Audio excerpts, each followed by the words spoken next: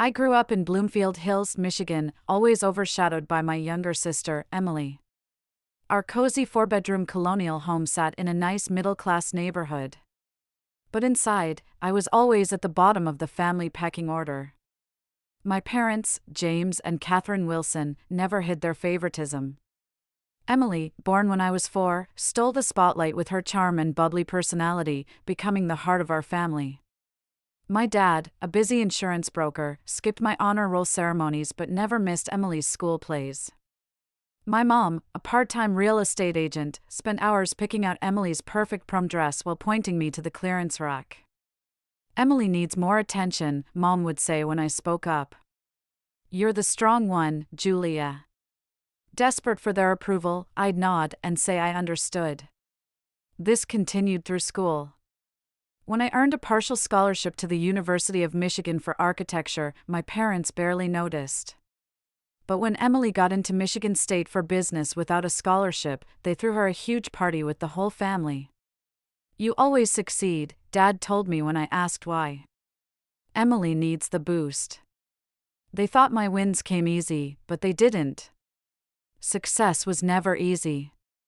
I juggled 30-hour weeks at a campus coffee shop while keeping a 3.8 GPA in a tough program. I won architecture awards, but my parents never displayed them. I graduated with honors, Emily scraped by with a 2.5. They threw her a big party, while I got a dinner at a restaurant, Emily's favorite, not mine. After college, I joined a top architecture firm in Detroit. I lived simply in a tiny apartment, saving every penny for my dream home. For 8 years, I worked overtime, took freelance gigs, and climbed the ranks. Last year, I became a senior architect and finally saved enough for a down payment. My dream house was a 1920s craftsman in royal oak with hardwood floors, built-in bookshelves, and a charming porch. It needed work, but I saw its potential. For 6 months, I renovated it myself, learning plumbing from YouTube, sanding floors until my hands blistered, and painting every wall just right. This house was more than a home. It was proof I could build something beautiful, even if my family overlooked me. It was my way of saying I mattered, despite their indifference.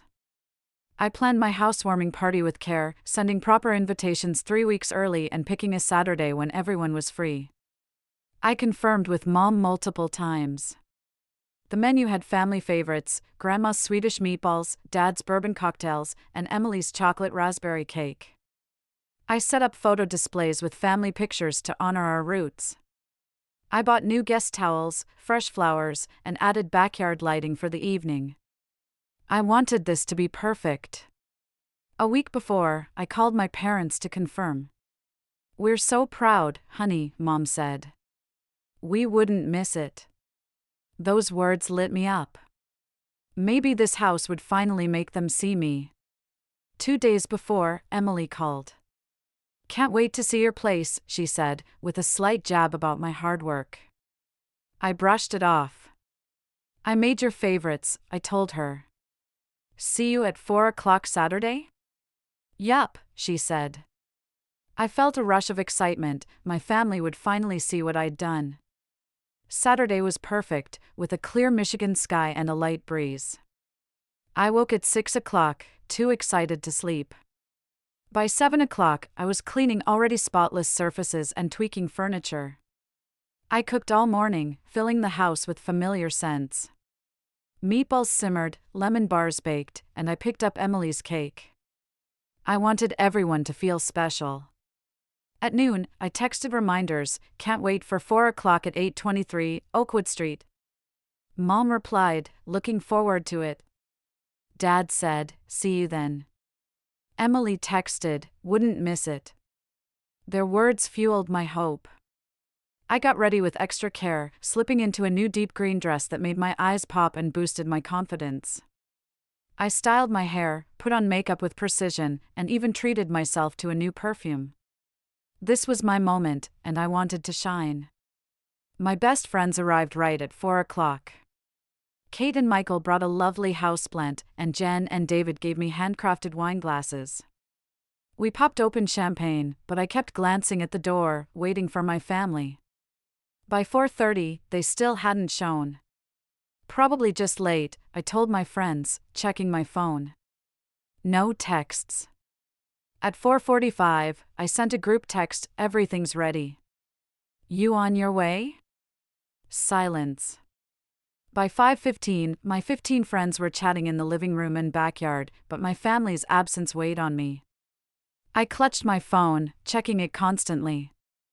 I called Mom, voicemail. Dad, voicemail. Emily's phone rang, but no answer. At 5:30, Kate found me in the kitchen, fussing with food to hide my worry. "You okay?" she asked softly. "Your family's still not here." "I'm sure there's a reason," I said, my voice wavering. "Maybe traffic." At 6 o'clock, while refilling the ice bucket, my phone buzzed. My heart jumped, but Mom's text crushed me. "Sorry, honey. At the dealership with Emily. She just decided to buy that Mercedes she wanted. So exciting. Might stop by later if we're not too tired. Save us cake." I stared, stunned. Emily chose today, my housewarming day, to buy a car, and my parents ditched me for her. Mom's casual tone, like this was no big deal, hurt worse than their absence. My hands shook as I texted back, "Party started 2 hours ago. Everyone's asking where you are." Mom replied, "Don't be dramatic, Julia. It's just a housewarming. We can see your place anytime. This is big for Emily. Just a housewarming. Just the home I saved for over 8 years, renovated myself, and prepared to share with them. Just my proudest moment." I hid my phone and faked a smile, but my friends noticed. The party's vibe shifted, quieter voices, sympathetic looks, early goodbyes. "I'm sorry, we've got something tomorrow," Jen said at 7:30, avoiding my eyes. "No worries," I said, holding it together. By 8:30, only Kate, my oldest friend, stayed, knowing my family's history. "They're not coming, are they?" she asked in the kitchen, surrounded by untouched food. "No," I said, the word heavy with a lifetime of letdowns. "They're with Emily, celebrating her new car." Kate helped me pack up leftovers, her quiet support better than any words. When she left at 9 o'clock, promising to check in tomorrow, I shut the door and faced my empty house. The warm lights and careful decor felt empty. Family photos on the walls seemed to taunt me. I wandered room to room, turning off lights, blowing out candles, collecting stray napkins and plates. In the dining room, Emily's untouched chocolate raspberry cake sat with "Congratulations on your new home" written in elegant script. I tossed it in the trash, watching the raspberry filling bleed into coffee grounds and vegetable peels. After everyone left, I sank onto my new couch in the quiet house. The morning's excitement now felt like a distant memory, replaced by a raw, physical ache. I sat still for an hour, staring at the wall, grappling with the day's betrayal. This wasn't just a missed party, it was a pattern my family couldn't see. I'd spent my life making excuses for them, accepting less while they prioritized Emily. But this rejection shattered my defenses. In my home office, I dug out an old photo album from an unpacked box. Childhood pictures told the truth. Emily's birthdays overflowed with gifts while mine had a few. Christmases showed her buried in wrapping paper while I held 1 or 2 items. Her school plays had my parents front and center with cameras, while I stood in the back row, unnoticed. It wasn't my imagination or oversensitivity, as they'd claimed. The proof was in those photos, a clear imbalance of love and attention. I pulled out my old diaries, written from ages 10 to 16, and read a time capsule of pain. Today was my piano recital. I practiced for weeks and nailed it. Mom and Dad came but left early because Emily felt sick. My teacher said I could have won the competition if they'd stayed to see my certificate. I aced every class this semester. Dad just nodded, said good job, then asked Emily about her soccer game. She lost, but he took her for ice cream to lift her spirits. Mom forgot to pick me up from debate club again. I waited 2 hours until Mrs. Peterson gave me a ride home. When I got there, Mom was busy with Emily's science project. She didn't even say sorry. My childhood diaries were full of moments like these. As a kid, I wrote them down plainly, like noting the weather. That's just how it was. The sun rose, water was wet, and my parents chose Emily over me. Reading them now, as an adult, I saw how I'd accepted it. I never questioned if I deserved better. I never got mad. I just tried harder to win their love. I shut the diary and walked to my living room, seeing my house differently. This wasn't just a home, it was my freedom from a family that never valued me. But by inviting them here, craving their approval, I'd let them hurt me again. My phone pinged with Emily's text, "Check out my new baby. Isn't she gorgeous?" She sent a photo of her posing by a shiny silver Mercedes convertible, our parents beaming beside her with champagne glasses. The dealership gave them champagne for her car. My house didn't even get their presents. I turned off my phone. I couldn't handle more reminders of being second best. My house felt tainted by their absence, but also more mine. They'd never stepped foot here. This space was my own. I walked through, switching off lights, my steps echoing on the hardwood. In the kitchen, I packed away uneaten food, not to eat it, but because throwing it out felt too sad. My body was heavy, but my mind raced with memories. For 32 years, I'd chased approval from people who couldn't give it. I'd built my worth on their shaky validation, always trying to be enough. I climbed into bed, still in my green dress, makeup smudged. The fabric tangled around my legs as I curled up, letting tears fall. They started slow, then turned into sobs that shook me. I cried for the girl in the back row of the school play, the teen walking home in the rain, the student celebrating alone, and the woman who built this home only to sit in it by myself. Exhaustion finally won, and I drifted into uneasy sleep, my pillow wet with tears, the party food downstairs a stark reminder of my family's neglect. Morning light poured through open blinds, waking me from restless sleep. My green dress was wrinkled, my head throbbed, and my eyes were puffy. For a moment, I forgot why I felt so awful. Then yesterday hit me. I grabbed my phone and turned it on, instantly regretting it. Notifications flooded in, 6 missed calls from Dad, 4 from Mom, 3 texts from Emily, 2 voicemails. I played Dad's first. "Julia, call me back now. Your mom's upset about your text. I don't like your attitude." The second stung more. "Whatever game you're playing, stop it. Your sister's crushed, you're ruining her moment. We need to talk." I stared, shocked. Me, ruining Emily's moment? I'd only said they missed my party, which they'd promised to attend. How was this about her? The texts were just as baffling. "Mom, hope you're calmer now. Your reaction hurt Emily. Dad, call me. This behavior won't do. Emily, can't believe you're selfish about my car. Thought you'd be happy. Here's another pic. Come see it today." The photo showed Emily in the driver's seat, sunglasses on, flashing a peace sign, our parents smiling behind her. I sat up, anger overtaking last night's pain. This twisted narrative, me as the villain for feeling let down, was all too familiar. In our family, Emily's feelings always came first, mine were a problem to squash. My phone rang, Dad again. I took a deep breath and answered, "Hello." His voice was sharp, finally. "Care to explain why you're making Emily feel bad about her car?" The question stunned me silent for a moment. When I spoke, my voice was steady. "Dad, I'm not making Emily feel bad. You all missed my housewarming. You said you'd be here. We had a family emergency," Dad shot back. "A car purchase isn't an emergency. It could have waited a day." "It's not your call," he said, brushing me off. "The financing deal was only good yesterday. Emily needed us there. And I didn't? This house means everything to me, Dad. I've worked years for it. It's just a house, Julia. We can see it anytime. Emily's deal was urgent. Just a house? His casual dismissal stung. If I'd bought a car during Emily's housewarming, you'd never let it go.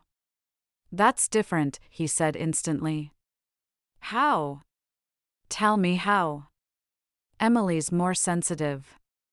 She needs more support. His words lit a fire in me, a clarity breaking through years of excuses. She's 28, Dad. When does she stop needing more than me? When do I matter as much? Don't be dramatic, he snapped. You matter, but you're independent. You don't need us fussing over every little win. A house isn't little, I said, my voice rising despite myself. It's my biggest achievement. I worked overtime for 8 years, renovated it myself, and wanted to share it with you. Sorry if you're upset, he said, sounding anything but sorry. Truth is, we never planned to come to your party. His words hit like a punch. What? Emily told us weeks ago about her car deal that day. We didn't want to let her down. So you let me down instead. You didn't even tell me. I cooked, cleaned, and waited for people who were never coming. That's why we didn't tell you, he said, like I'd proven his point.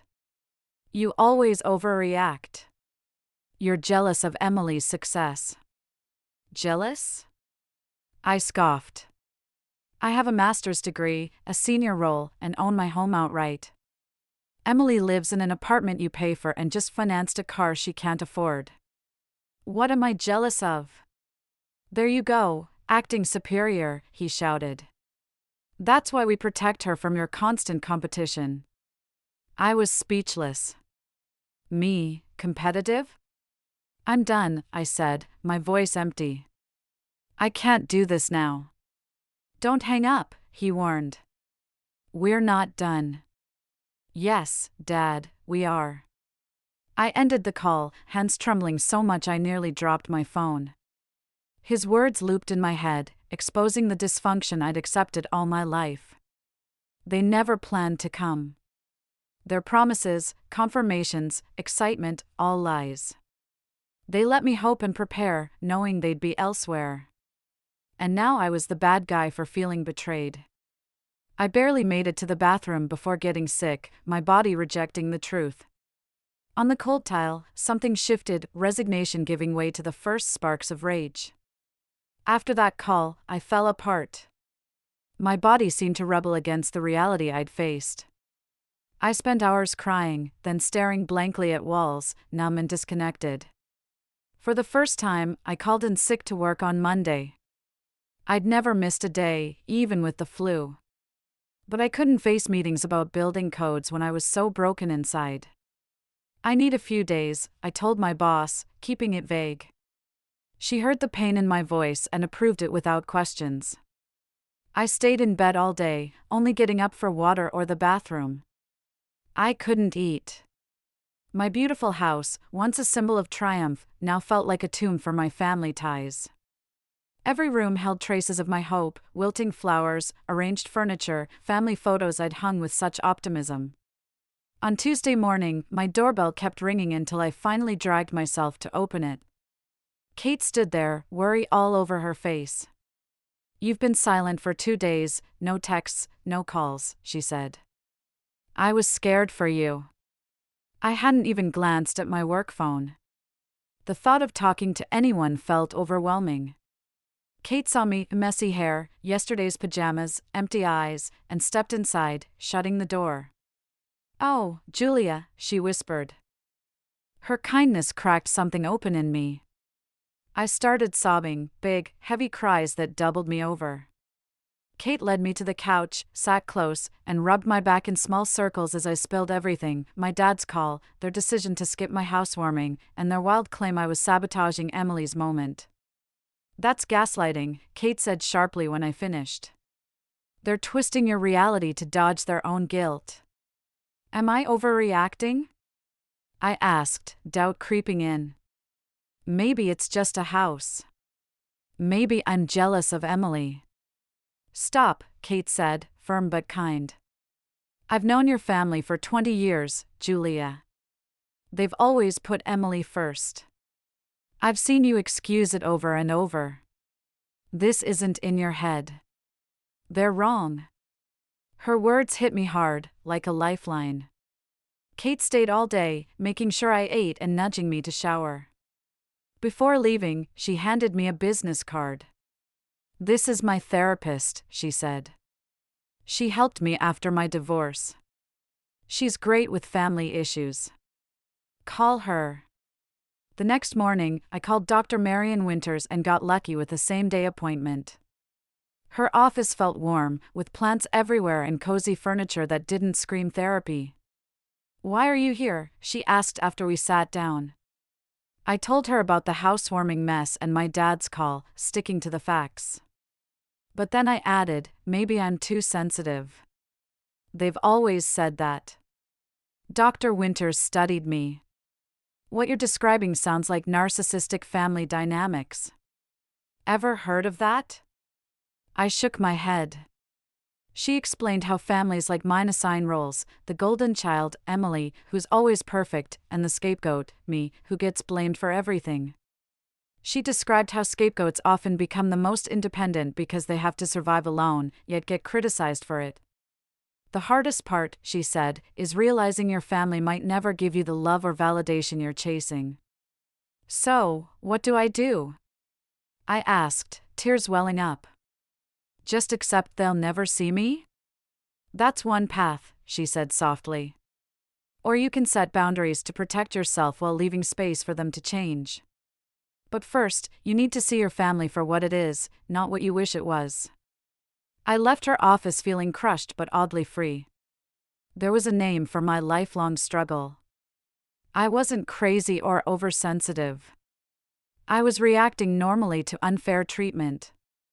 Over the next week, I had 3 more sessions with Dr. Winters, digging into my family's patterns. She showed me how I'd been taught to ignore my needs and put Emily first, how my parents leaned on my strength but punished me for it. The toughest truth was that my family might never change. I'd spent my life thinking if I achieved enough, they'd finally value me.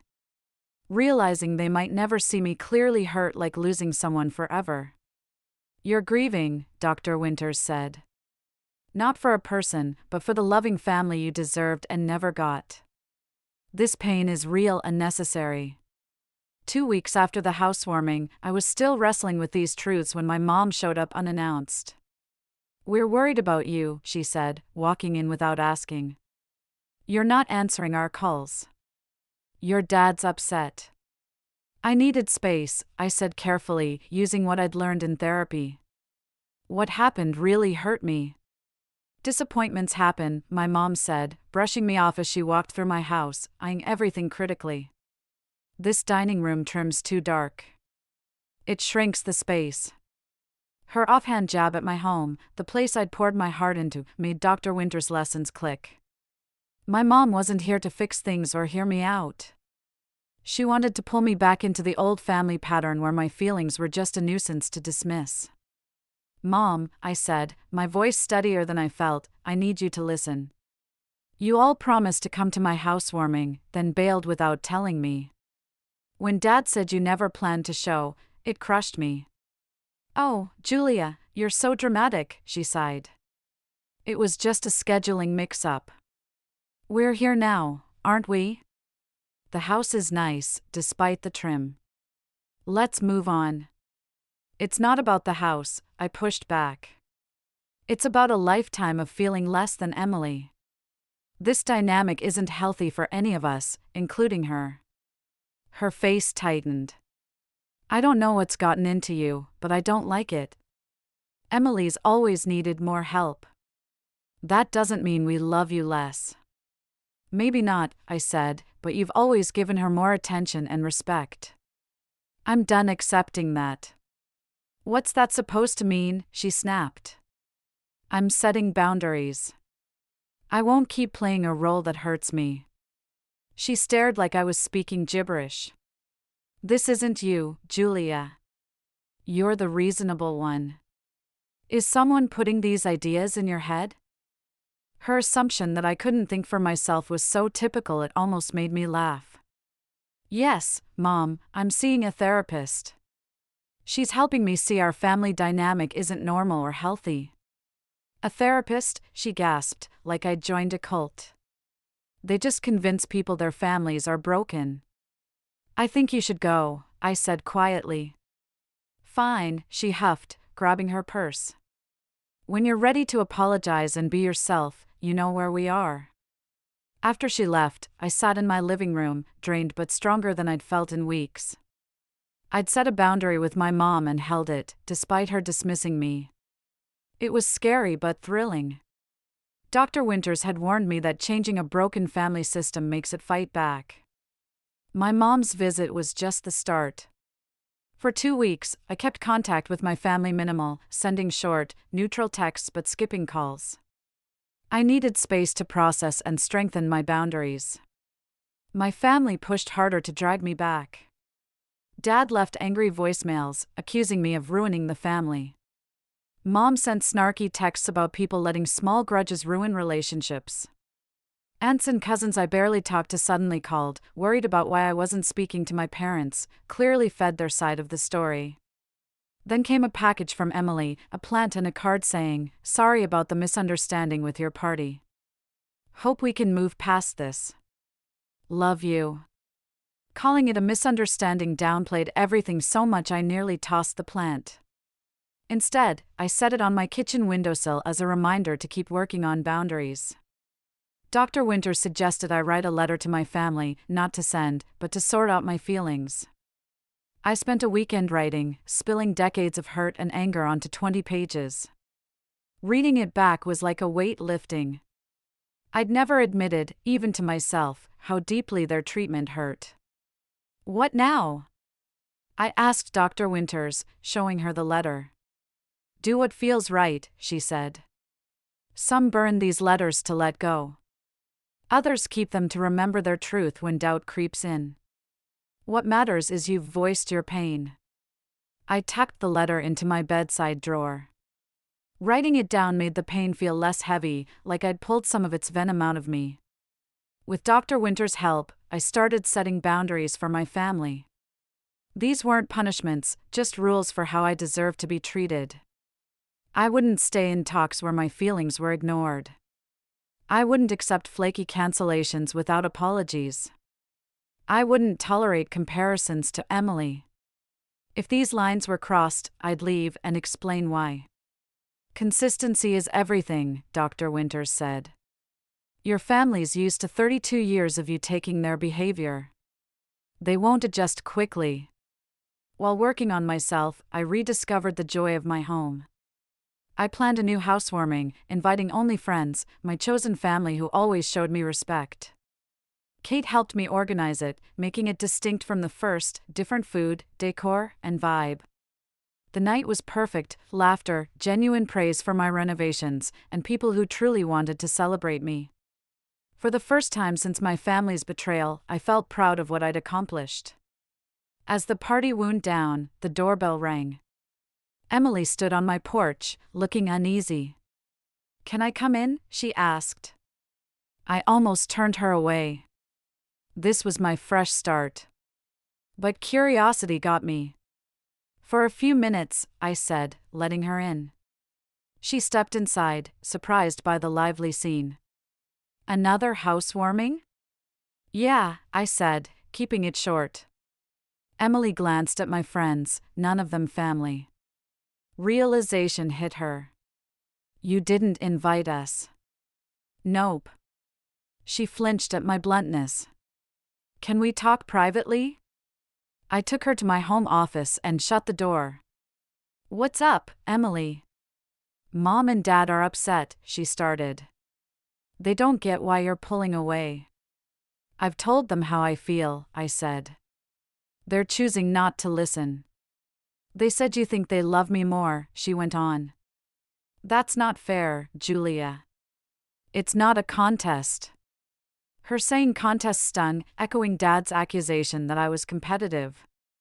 "You're right," I said. "It shouldn't be. But they've always made it one, with you winning." That's not true, she argued, but it sounded weak. Really? They ditched my housewarming, the biggest moment of my adult life, for your car shopping. A car, Emily. Something you could have done anytime. She looked down, quiet. Then, with a rare softness, she said, I scheduled it on purpose. I froze. The car purchase? I knew your party's time, she admitted. I booked the paperwork for the same day, same time. Her words hit like a punch. Why? She slumped into my desk chair, drained. Because I knew they'd pick me. They always do. I needed that. Needed what? I pressed, confused. To feel like the favorite, she said, voice tiny. You're so strong, Julia. Amazing career, this house, all on your own. I'm nearly 30, and Dad still pays my rent. My business degree's useless. I can barely get by. So, you sabotaged my housewarming because you're jealous of me? I asked, anger flaring. It sounds awful when you say it like that, she said, wincing. Emily, that hurt me deeply. Do you realize how much it stung? I didn't think it bothered you, she said quietly. You always seem so independent, like you don't need anyone. I do care, I told her. They're my parents too. Just because I've built my life without their approval doesn't mean I don't crave it. Emily paused, then spoke softly. I've always envied you. You don't seem to need their validation like I do. You created this amazing life on your own. I don't know how. Her words caught me off guard, easing my anger. For the first time, I saw Emily not as the favored child but as someone trapped, just like me, in a role that held her back. Our family hasn't been good for either of us, I said gently. You've been kept from growing independent, and I've been denied the support I deserved. She nodded slowly. I never saw it that way. We talked for an hour, more openly than ever. Emily shared her fears of having no identity without our parents' attention. I admitted how it felt to always be second best, never quite worthy of the love she got so easily. At the door, Emily hesitated. I'm sorry about the housewarming, she said. It was selfish and immature. It was, I replied honestly. I'm not ready to forgive you yet, but I'm grateful you're being real. After she left, I felt lighter. Our talk didn't fix everything, but it cracked open a door to something real, beyond the roles we'd been forced into. Over the next month, I held my ground with family. When my dad dismissed my feelings over the phone, I said, I won't talk if you invalidate me. We can try again later, and hung up despite his protests. When my mom invited me to dinner but didn't mention Emily's new boyfriend would be there, I left. I don't like being misled, I said calmly. I'll see you another time. Each boundary I set felt tough but empowering. I learned I didn't need drama or long explanations, just clear words and actions. Emily surprised me most. After our talk, she reached out on her own, away from our parents. She even asked for a therapist recommendation, admitting she needed help too. Our bond was still fragile, but it felt honest and healing. 6 months later, my life felt transformed. My house became a true home, a place of peace and self-respect, not a stage for approval I'd never get. Therapy with Dr. Winters moved from crisis to deeper healing, exploring why I always put others first and ignored my own needs. Healing isn't straight, Dr. Winters said when old pains resurfaced. It's a spiral. You revisit the same hurts, but with new wisdom each time. I created new traditions at home, celebrating my independence. Sunday mornings were mine, breakfast on the porch, then reading or gardening. I started a monthly book club, filling my home with real conversations and connections. Emily and I built a cautious bond based on truth, not rivalry. She started therapy and took steps toward independence, like earning a promotion to pay her own rent. I used helplessness to get attention, she admitted over coffee. Standing on my own is scary but freeing. With my mom, I kept firm boundaries but stayed open to real moments. Sometimes she tried to understand, asking about my home renovations and listening. Other times, she slipped back, criticizing Emily to me. "I see you're speaking negatively about Emily," I'd say calmly. "That makes me uneasy," I told her. I'd rather not join those talks. Some days, Mom apologized and shifted gears, other days, she got defensive and cut the conversation short. I learned to let her reactions be hers, not mine. Dad was the toughest. When his anger and control tactics failed, he turned to icy silence, expecting me to chase his approval like I used to. I didn't. Eventually, he tried awkward small talk. "How's the house doing?" he asked once, sidestepping the housewarming fiasco. "It's great," I said simply. "I love it here." Aunt Linda, Mom's sister, surprised me with her support. "Your mom's always played favorites," she said bluntly. "Our parents did it to us too. It's a family pattern, but it's not okay. I'm proud of you for breaking it." Her words validated my reality, a gift from within the family. The journey to reclaiming my sense of self wasn't a straight path, it was a winding road, full of stumbles, revelations, and quiet victories. My friends, my chosen family, were the steady hands that kept me grounded through it all. Kate, my rock, was always there, whether we were sanding down cabinets for my home renovation or sitting quietly as I poured out my heart after another family clash. One warm evening, 6 months after that gut-wrenching housewarming party, we sat on my porch swing, the creak of the wood blending with the hum of crickets. "Look at you now," Kate said, her eyes shining with pride. "You're a completely new person." She wasn't wrong. The old Julia, the one who'd spent years chasing my family's approval, who swallowed their slights and made excuses for their behavior, who dimmed her own light to avoid outshining my sister Emily, was fading into memory. I used to twist myself into knots, hoping for a nod of validation from my parents, shrinking my successes to avoid rocking the fragile family boat. But now? I stood taller, my shoulders no longer hunched under the weight of their expectations. I learned to celebrate my wins, whether landing a big project at work or simply planting a garden that bloomed with my care, without needing their applause. My worth, I realized, didn't depend on their recognition. It was mine, hard-earned and unshakable. The deepest change happened inside, where the real battle had always been. For years, I'd carried a constant knot of anxiety in my chest, a nagging voice whispering that I'd never be enough. It followed me everywhere, work, home, even quiet moments alone. But slowly, that voice grew quieter. I stopped checking my phone obsessively for texts from my family, hoping for a scrap of approval. I quit measuring my achievements by whether they'd impress Mom or Dad.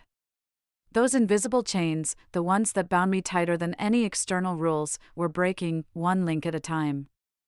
I was learning to live for myself, to let my own heart guide me instead of their fleeting praise. In therapy, Dr. Winters gave a name to this shift: differentiation.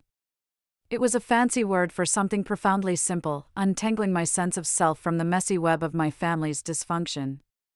"You're not cutting them out," she said during one of our sessions, her voice calm but firm. "You're figuring out where you end and they begin.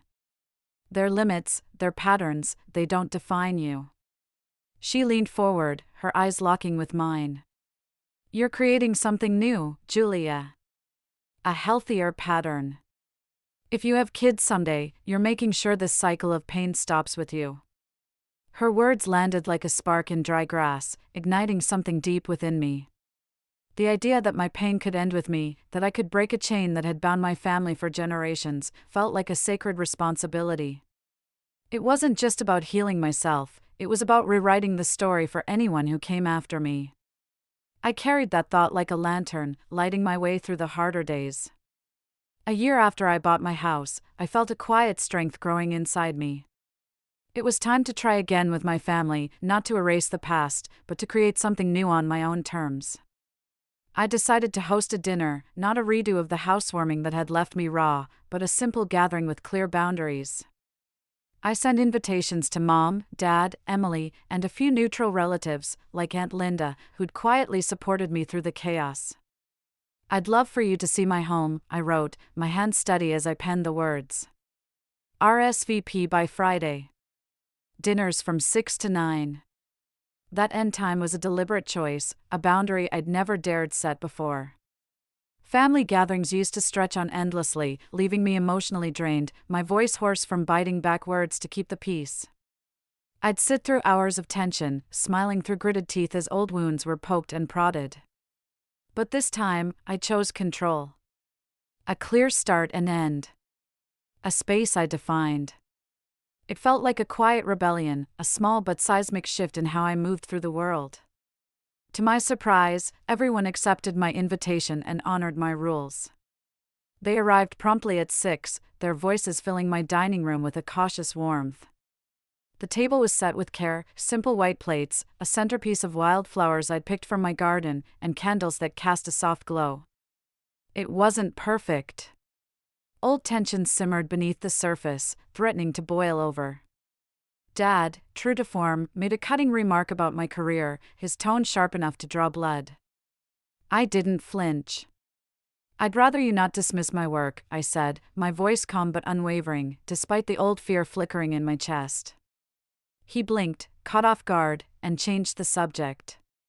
Later, when Mom started comparing me to Emily, her words dripping with that familiar favoritism, I didn't let it slide. "Let's talk about something else," I said firmly, steering the conversation to safer waters. Those moments weren't easy. My heart raced each time I spoke up, the little girl inside me still afraid of rocking the boat. But I did it anyway, and each time, I felt stronger. When the clock struck 9, I thanked everyone for coming and showed them to the door. No lingering arguments, no drawn-out tension. Just a clean end. I closed the door and stood in my quiet house, feeling something new, peace. That night, my home didn't feel like a battleground. It felt like a sanctuary, a place where I could breathe. The dinner hadn't erased our family's dysfunction, those cracks would always be there, but I'd navigated it on my terms. I'd held my ground, spoken my truth, and walked away feeling whole, not hollow. Here's the truth I've carved out through years of pain and growth: you can't make anyone value you, not even the people who are supposed to love you most. Parents, siblings, anyone, they may not see your worth, may not give you the love you deserve. But you don't need their permission to shine. You can know your worth, deep in your bones, and set boundaries to protect it. You can build a life surrounded by people who see you, who celebrate you, who don't ask you to shrink to fit their mold. My house is still my symbol of independence, but it's become so much more. It's a living testament to my journey, a map of my healing etched into every corner.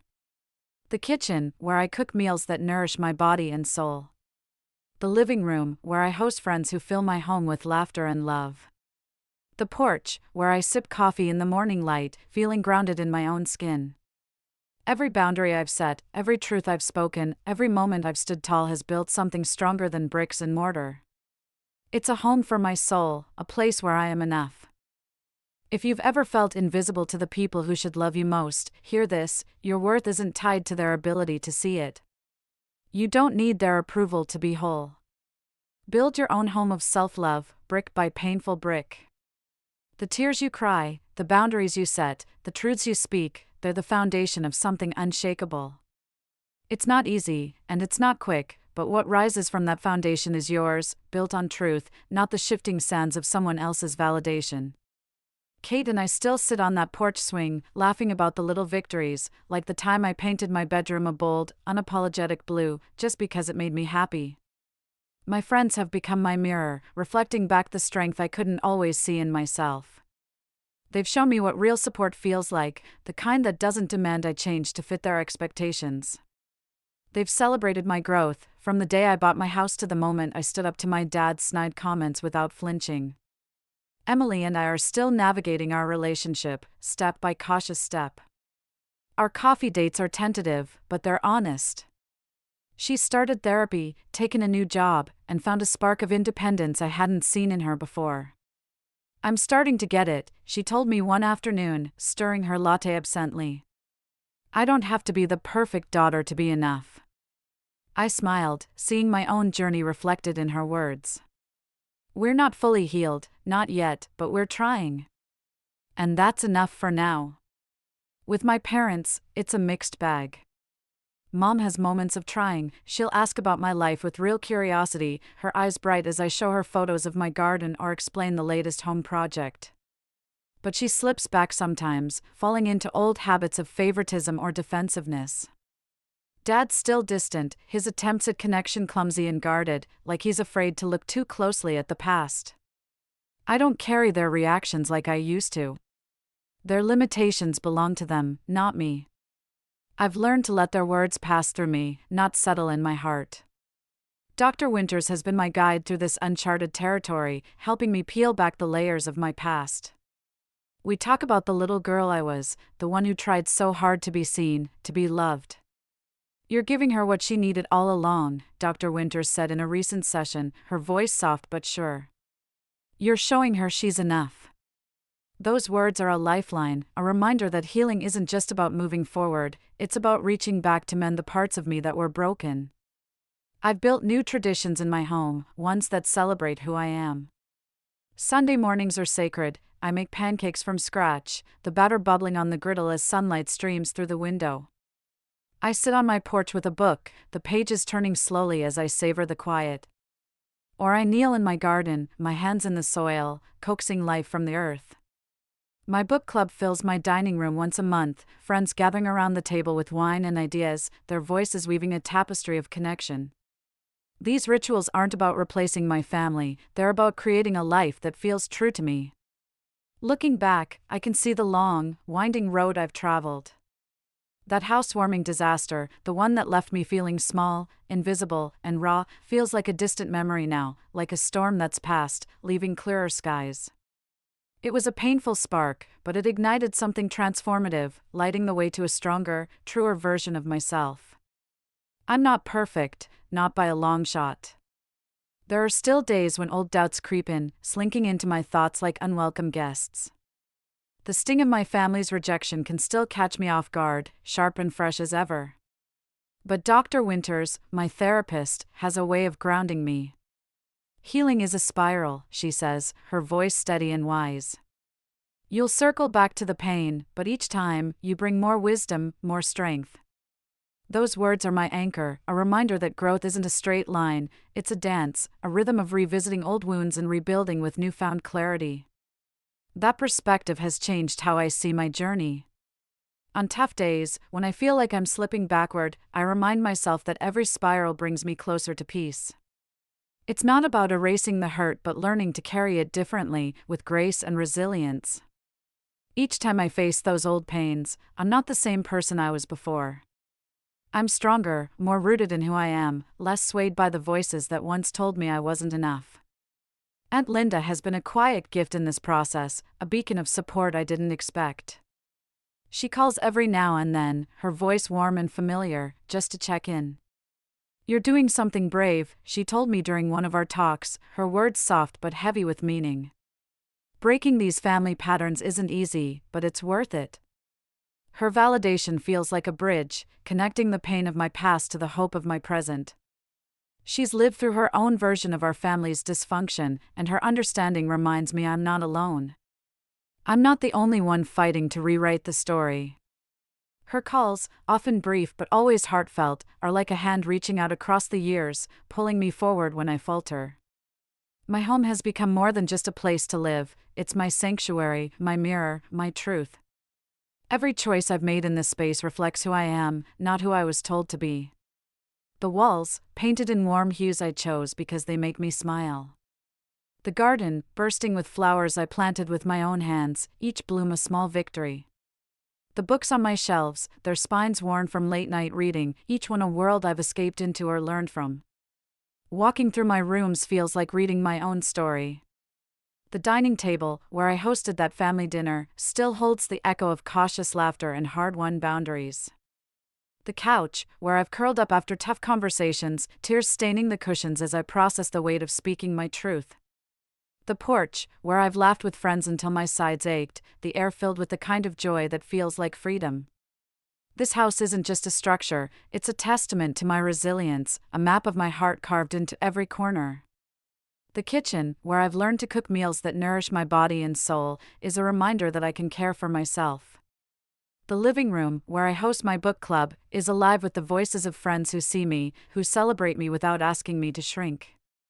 The bedroom, painted that bold blue I chose on a whim, feels like a declaration: I am here, and I am enough.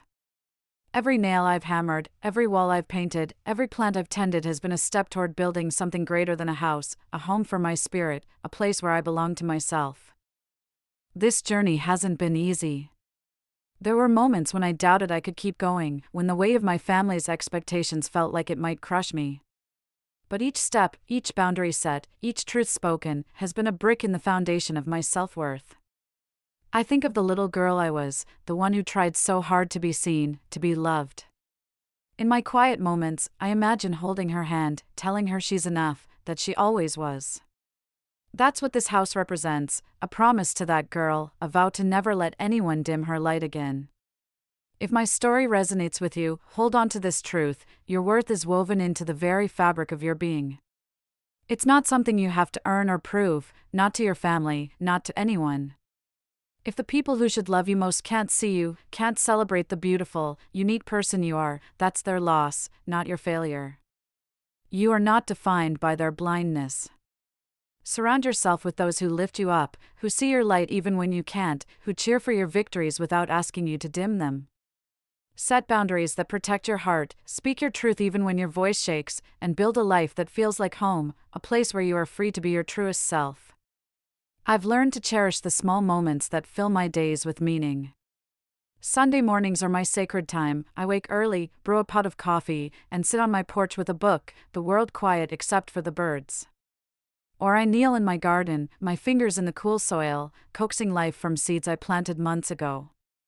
My book club, a monthly gathering of friends, fills my home with laughter and ideas, our voices weaving together over glasses of wine. These rituals aren't about replacing my family, they're about creating a life that feels authentic, one that reflects who I am now, not who I was expected to be. Kate, my dearest friend, has been a constant in this journey. She's seen me at my lowest, when I doubted myself most, and she's never stopped believing in me.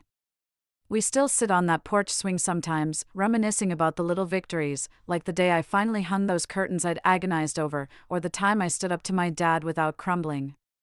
You've built something incredible, she told me recently, her voice thick with emotion.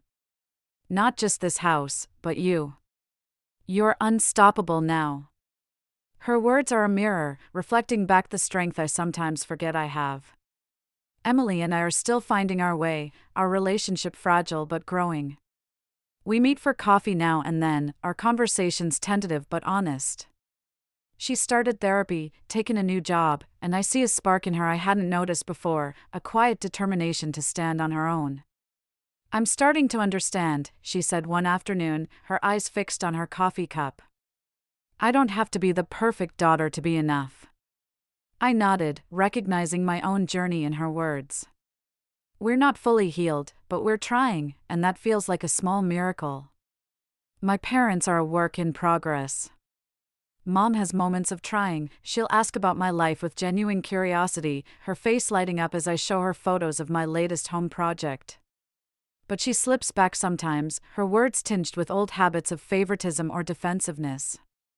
Dad's attempts at connection are clumsy, guarded, like he's afraid to face the past. I don't carry their reactions like I used to. Their limitations are theirs, not mine. I've learned to let their words pass through me, not settle in my heart. Dr. Winters continues to guide me, helping me unpack the layers of my past. We talk about the little girl I was, the one who tried so desperately to be enough.